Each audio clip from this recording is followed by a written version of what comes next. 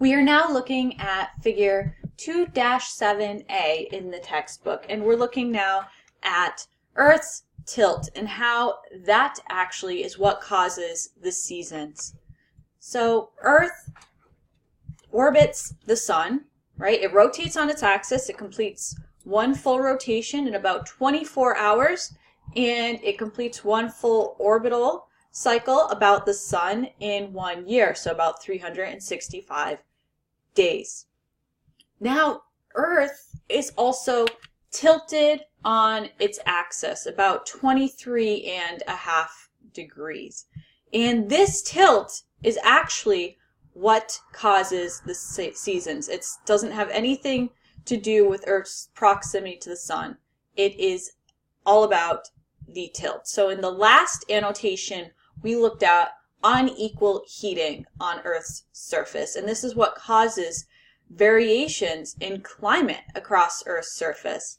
Now, thinking about this 23.5 degree tilt. Now let's start at the summer solstice. So this is northern hemisphere summer. So we have our 23.5 degree tilt here. So that means that the northern hemisphere is tilted toward the sun, whereas the southern hemisphere is tilted away from the sun. So you see this pole is tilted toward the sun, this pole is tilted away from the sun. And here we have our equator and about there.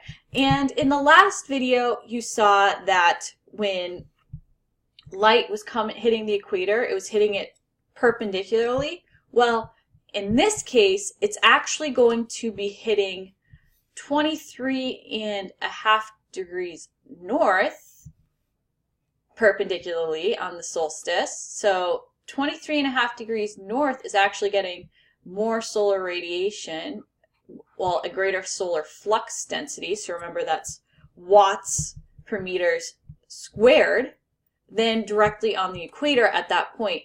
This means that at solar noon at 23.5 degrees north, we will have the sun 90 degrees overhead perpendicular in the sky. So you look up and it's just directly overhead, which we do not get at the latitudes where we are in Greenfield, because you can only get the sun perpendicularly up in the sky between the tropics. So that would be 23.5 degrees north to 23.5 degrees south of the equator. So that is the band where you can actually get the sun directly overhead in the sky. So in the northern hemisphere in the summer at solar noon, if we look up at the sun, it's going to be looking a little bit south. It never gets directly overhead. It goes from east to west, but it has like a southern tilt to it. And then say on the solstice in the southern hemisphere, so our solstice in December would be southern hemisphere summer. So see, the southern hemisphere is tilted toward the sun. In this case, the northern hemisphere is tilted away. And so 23.5 degrees south, we'll be getting the sun hitting it directly vertically overhead at solar noon. And so in these cases, our days are shorter during the winter solstice in the northern hemisphere. They're longer in the summer solstice in the northern hemisphere. That means that at this point of the year, the sun doesn't actually set on the North Pole. Same goes for the South Pole and the southern hemisphere. During our winter solstice, the sun remains up in the sky. It never fully sets. Now, looking at the equinoxes. The equinoxes mean that there's equal solar radiation hitting both hemispheres. So looking at the autumn equinox on September 22nd here.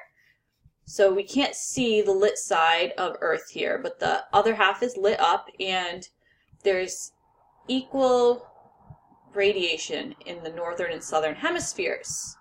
And at this point, at the equinox, the sun will hit the equator perpendicularly so that the sun will be directly overhead at solar noon on the equator.